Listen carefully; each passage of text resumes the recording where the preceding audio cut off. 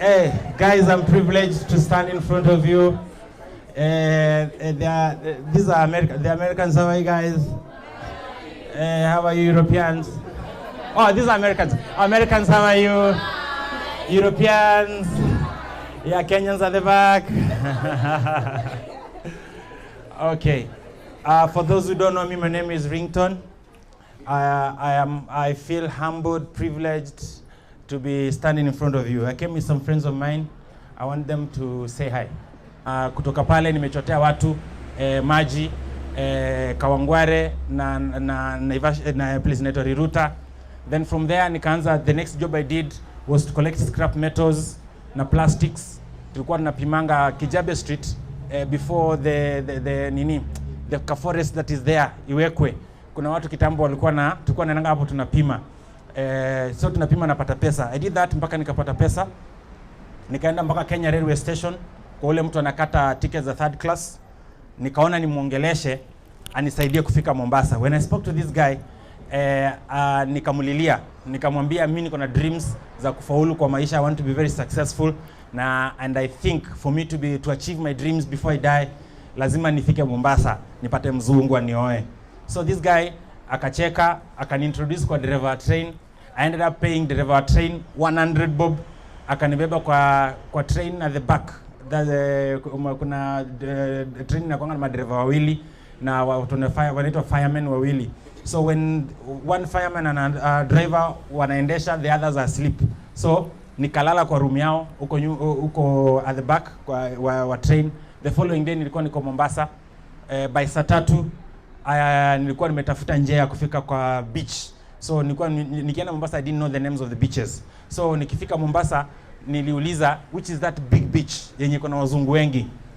Mtu akaniambia unauliza juu ya pirates, nikasema hiyo. So nikaanza kutembea nikiuliza pirates iko wapi? Pirates iko wapi? So by saa 5 train inafika, inaenda overnight. By asubuhi nilikuwa Mombasa, by around saa 5 nilikuwa kwa beach inaitwa Pirates na nimeketi kwa mchanga kando hapo hivyo. So naongojea wazungu wakam. So when I went to Mombasa, I thought wazungu ni wengi sana. Ukifika ni kama venye yani venye mko hivi mnafaa kwa wazungu na so nilikuwa nafikiri naenda nakaa mahali, they pass, they like you, they pick you na unaanza safari ya kwenda majuu. So I sat at the beach the whole day na sikuona mzungu. So by the time it started getting dark in the evening, I got worried. I didn't have a place to go sleep. So lazima ningesimama nitafute mzungu haraka. One of the things I tell dreamers, that when you dream, dreaming is one thing. You may dream and die with your dream. After dreaming, what do you do about your dream? So si mimi nimedream, niko kwa beach, nimeketi kwa mchanga, na sioni mzungu, na ninataka mzungu, ningefanya nini? I decided to rise up. So naambianga mtu kuna dream, ukishamaliza ku dream, you need to rise up also. So mimi nikasimama and I started walking at the beach. Sasa nauliza watu, wazungu wanapatikana aje?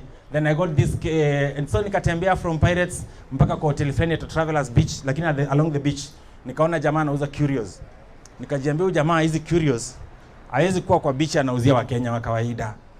Angekuwa anauzia Wakenya wa kawaida, wengi wako mtaani. Hapa kwa beach lazima anauzia wazungu. I decided to speak to this guy, nikamwambia anisaidie kupata mzungu.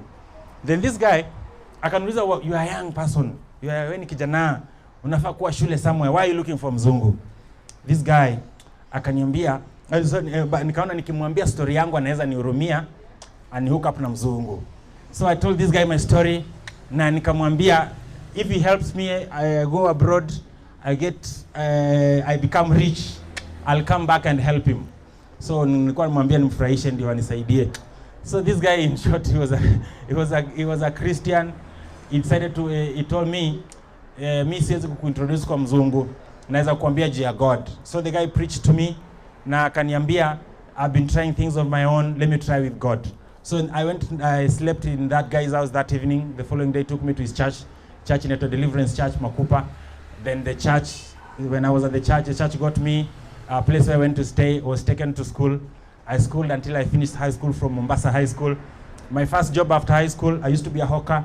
Nilikuwa na hawk vitu Mwembe Tayari.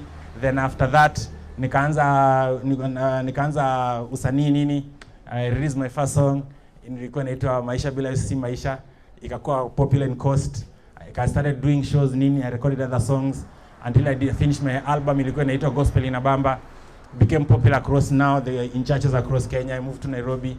I used to live with akina Daddy Owen and Rafton. Nilikuwa kama houseboy kwao. I used to wash their clothes, their cars, everything. So from there, God akanjalia. I moved to a bedsitter, Kayole. I moved to 1 bedroom, Komarok. I moved until I thank God today. I live less than a kilometer down the line in my own house here in Runda. And I've been to America. I've boarded planes. All that is gone. The dreams I was dreaming, it is achieved without a family, a background. Now I dream better. Now those are small things. Now I dream better and big dreams. So clap for me. Yeah, good. So I am not speaking to you to tell you that my dreams were special, but those were mine. You have yours. Sindio? Turn to your neighbor, tell your neighbor, I know you have your own dream. So, you have a dream, yes, right? So, you've dreamt, yes. You must do something about your dream. Now, for me, I've learned a couple of things in life. For you to be able to achieve your dreams, I'm experienced. For me to achieve those small dreams of mine, I've learned lessons. So today I came to tell you 3 lessons only that if you copy me, you'll achieve that big dream of yours.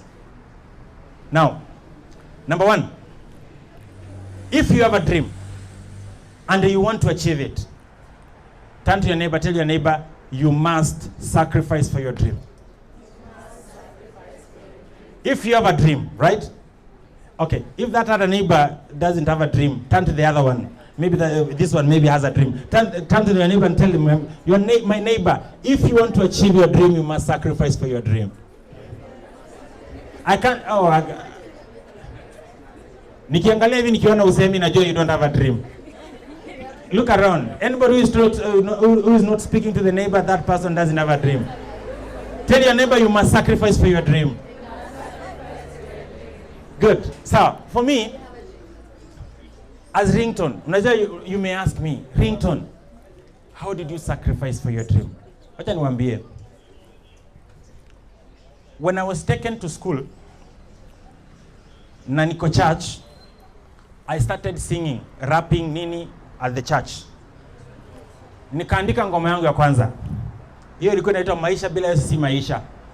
Nikaandika hiyo ngoma na nikaenda kwa studio Mombasa. That time ilikuwa inaitwa Tabasam Records. Nikauliza how much is it to record one song? Nikaambiwa ni 5,000 shillings to record one song. I went to my pastor.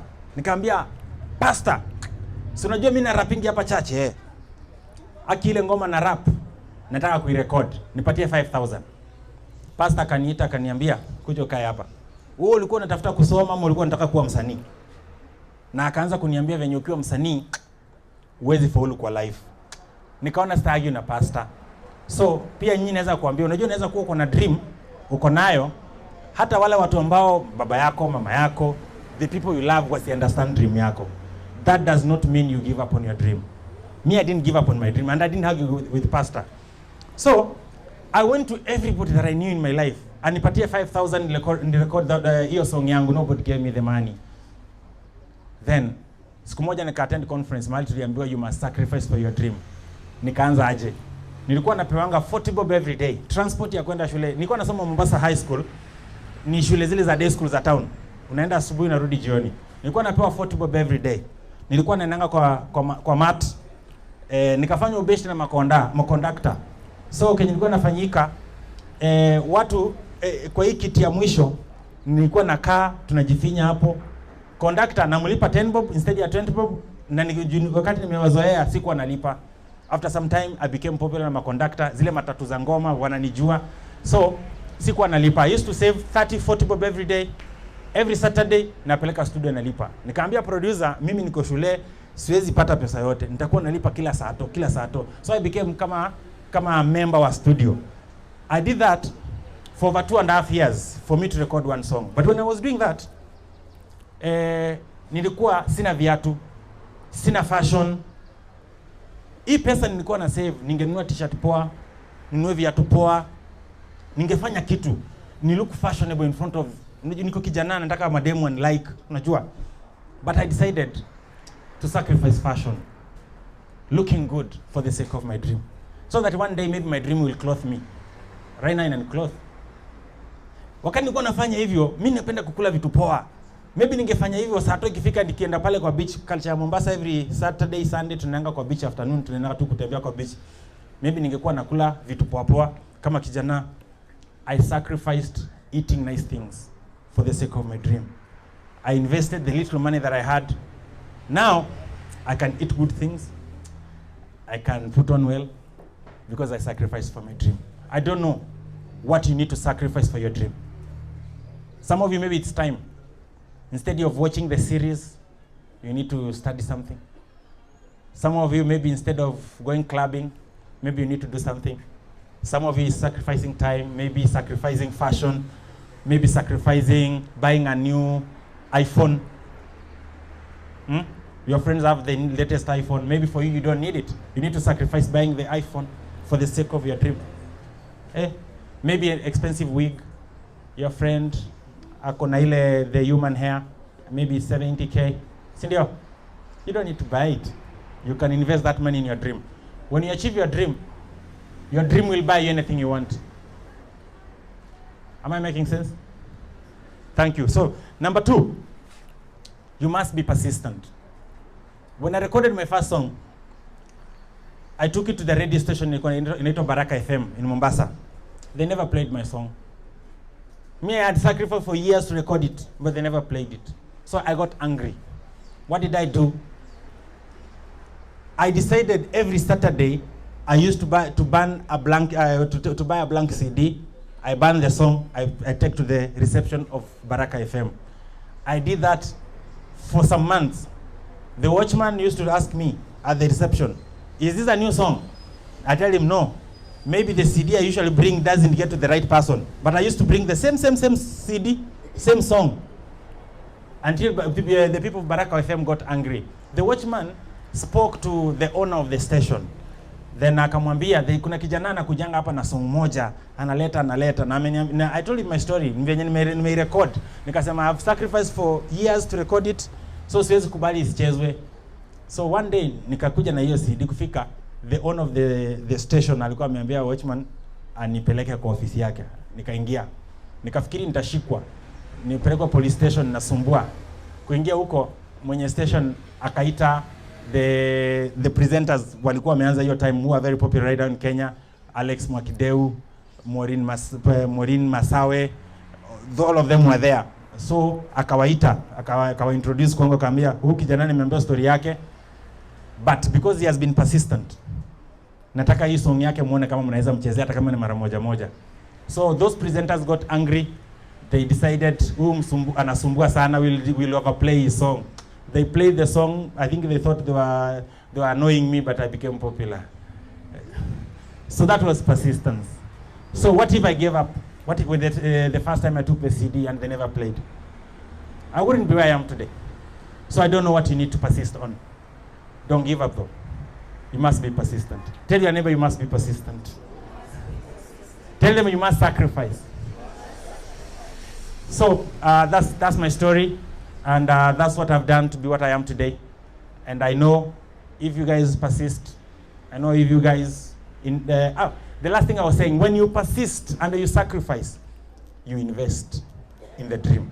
You sacrifice, you persist, and invest. You know you can sacrifice and misuse. You must sacrifice and invest in your dream. So today, I am proud. I made the right mistakes by sacrificing, looking fashionable. Now I can be fashionable, courtesy of my dream. I sacrificed. By the year time, I could have even bought the money. I could have bought a phone, but I never bought a phone. Nilikuwa na hiyo time kulikuwa na simu ya jamii. I used to call somebody. I used to go to simu ya jamii. So I sacrificed. Some of the posh friends of mine had phones. So I sacrificed for my dream. Today my dream feeds me, clothes me, has given me good friends. So, even you, sacrifice for your dream. It's never too late. Don't tell me I'm 40 years, I can't sacrifice. You need to sacrifice. You're not dead. Until you die, that's the time you cannot sacrifice. I don't care how old you are. Some of you are looking at me and saying, my time is up for sacrifice. No. No. It's never too late. And it's never too late to dream. You must sacrifice, and you must be persistent and invest in your dream. If you guys think I've made sense, clap for me nicely.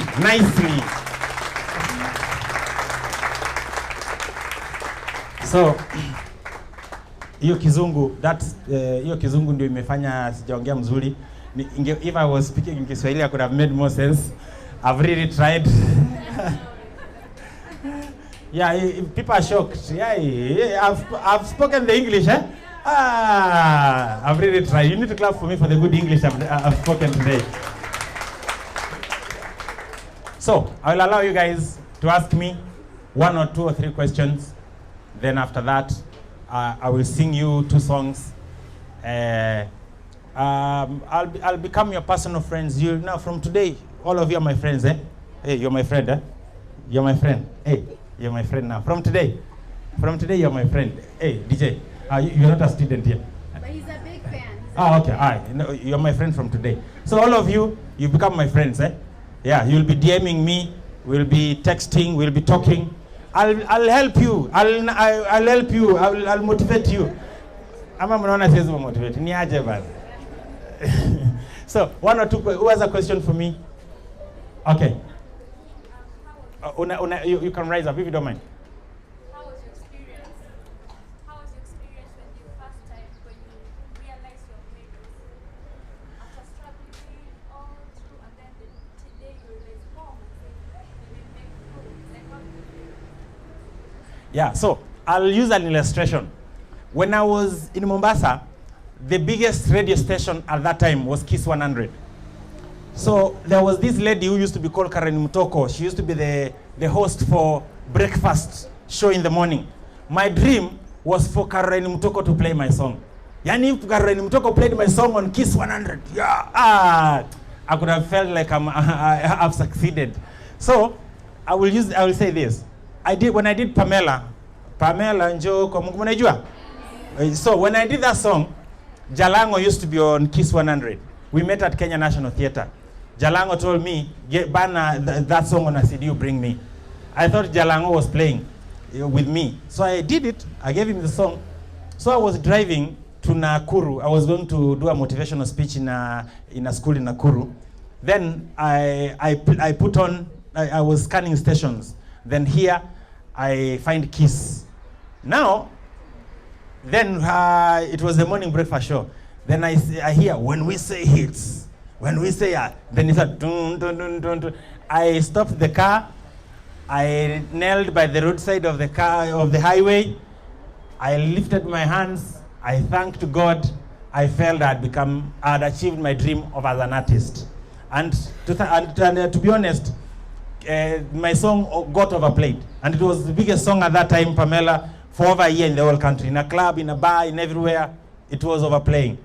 But I felt so good. I felt like a human being. Yes. So in everything else, even when I bought my first car, is another story. How I bought my first car, how I sold cassettes. Those ones like this in crusades. The first crusade was in Eldoret. The next one, Kitale. Then Kisumu, Afra Stadium. I was doing crusades with me, Jibalonza, with some Mzungu. Then after that, when we finished the crusades, I bought my first car, sports car, Celica.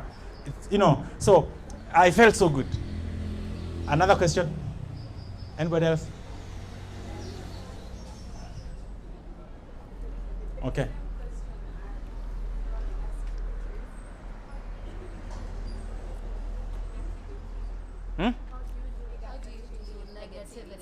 Negativity.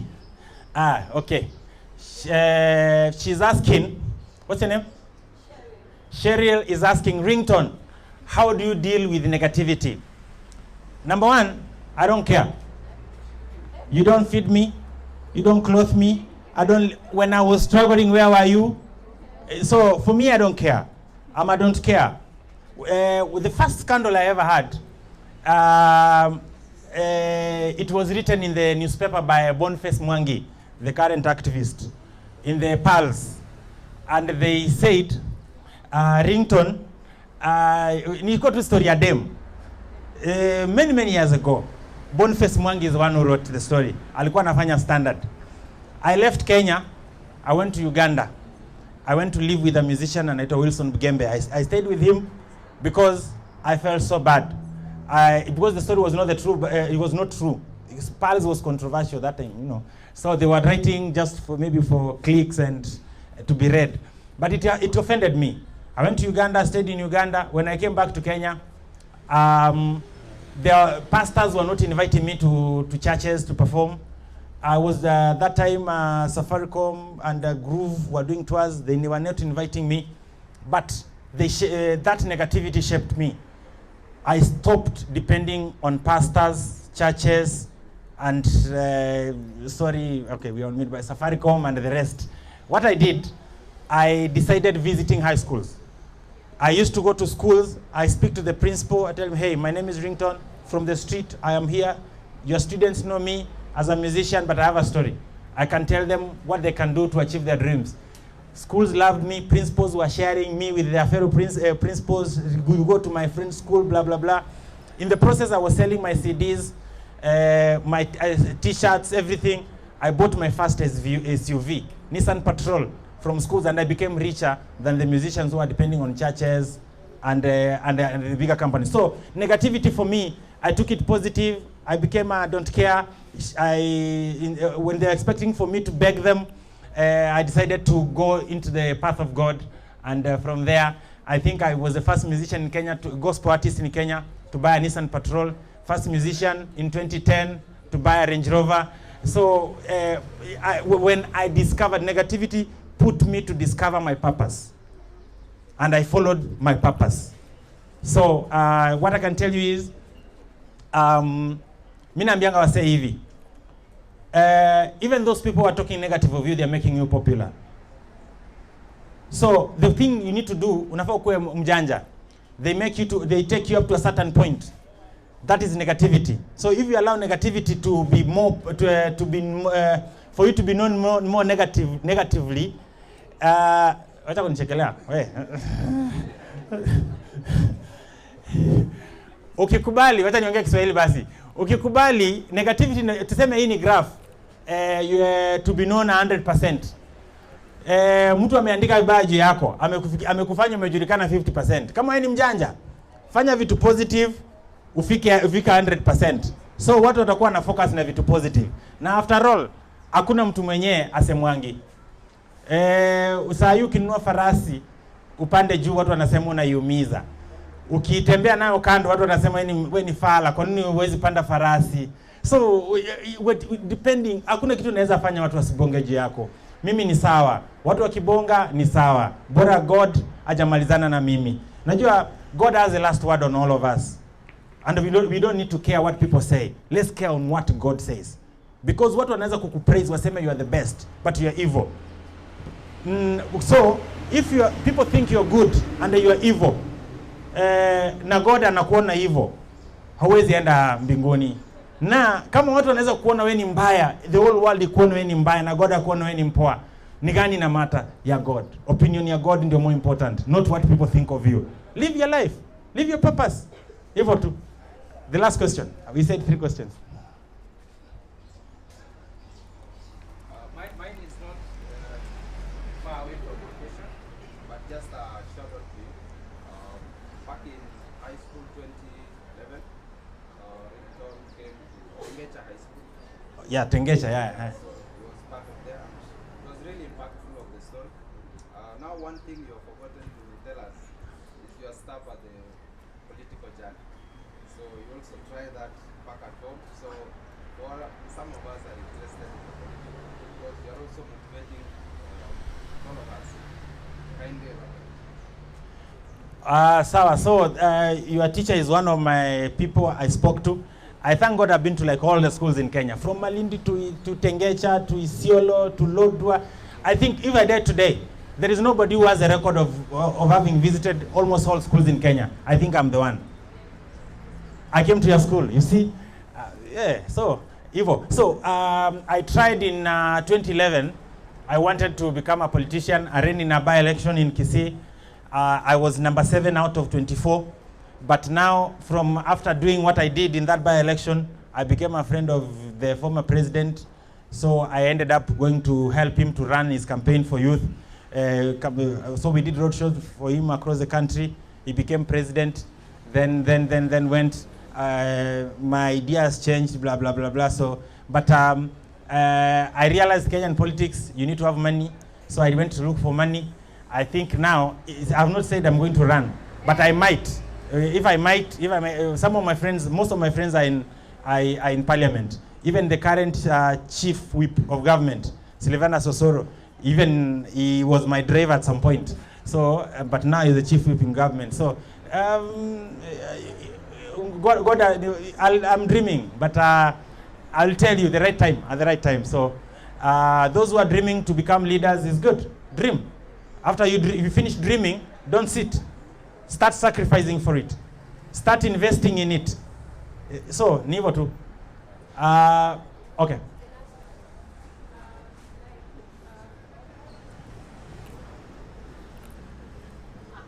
It's okay.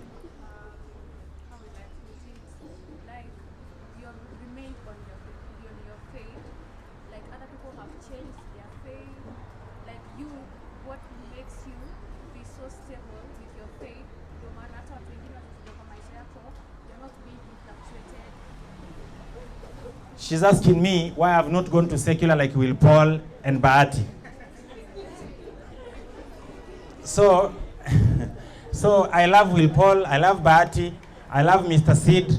Those are the ones we used to sing together with in gospel. They went. Me, I've not gone because I believe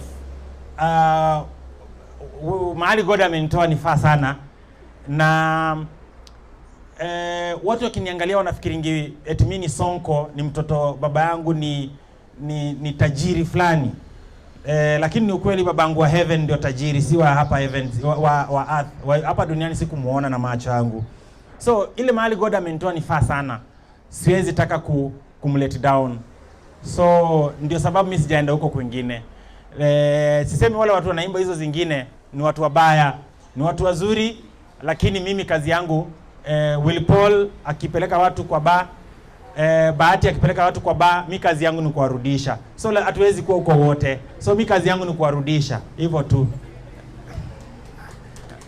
Nipigie makofi bana.